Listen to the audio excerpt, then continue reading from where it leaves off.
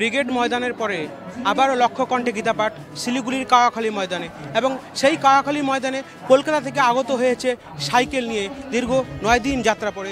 এই যাত্রা এবং কীরকম কাটলো তার এই যাত্রা জেনে নেব। কোথা থেকে এসেছেন? উত্তর 24 পরগনা থেকে। কয়দিন এসেছেন? 9 দিন। এই লক্ষ্যকণ্ঠে গীতাপাঠ আপনি ব্রিগেডেও ছিলেন সম্ভবত। ঠিক। ব্রিগেড কি ছাপিয়ে গেল আজকের এই গীতাপাঠ? একদম, দেখুন, ছাপিয়ে না যাওয়ার কোনো কারণ নেই, কারণ হিন্দু সনাতনীরা একজোট হওয়া শুরু করেছে। কারণ সারা পৃথিবীতে 4200 ধর্মের ভিতরে সবথেকে শান্ত এবং শক্তিশালী ধর্ম হচ্ছে হিন্দু সনাতন ধর্ম।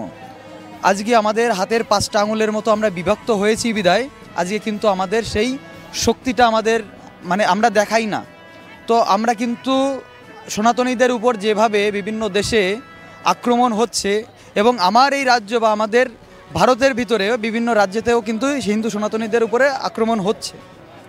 আমরা হিন্দুরা যদি একজোট হওয়া শুরু করি, এবং হতে হবে, আমাদের উপর যেভাবে আঘাত আনা হচ্ছে তার প্রতিবাদ করতে হবে আমাদের। আগামী দিন প্রস্তুত হন, ভারতকে হিন্দু রাষ্ট্র করতে হবে, সনাতনীরা একত্রিত হন। হাতের 5টা আঙুল ছড়িয়ে ছিটে থাকলে কিন্তু আমরা হিন্দু রাষ্ট্র করতে পারবো না। একত্রিত হতে হবে হাতের 5টা আঙুল, তবেই আমরা কিন্তু এই ভারত ভূমিকে হিন্দু রাষ্ট্র করতে পারবো। আগামী দিন পরিকল্পনা এবং স্বপ্ন আমাদের হিন্দু রাষ্ট্র। ভারত মাতা কি জয়, জয় শ্রীরাম। বাংলাদেশে অবিচারে হিন্দু নিধন চলছে, এ নিয়ে কি বলবেন?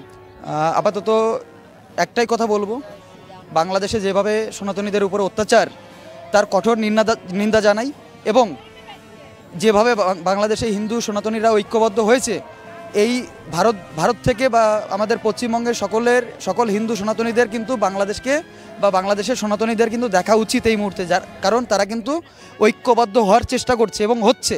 আমাদের কিন্তু সেই ঐক্যবদ্ধতা দরকার।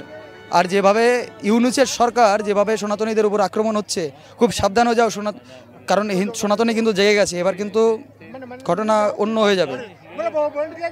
বাংলাদেশ তো অনেক হলো, আমাদের এই পশ্চিমবঙ্গ অনেক জেলায় হিন্দু মাইনরিটি হয়ে পড়ছে, এ নিয়ে কি বলবেন? আমাদের সংখ্যা বৃদ্ধির দরকার আছে, কারণ আমাদের কিন্তু চারিদিক থেকে ঘিরে দিচ্ছে। আমাদের চিন্তাভাবনা থাকছে আমাদের একটা করে সন্তান নেব, বেশি হলে 2টো। আমাদের একটু ভাবনা চিন্তা করতে হয় বিষয়টা নিয়ে।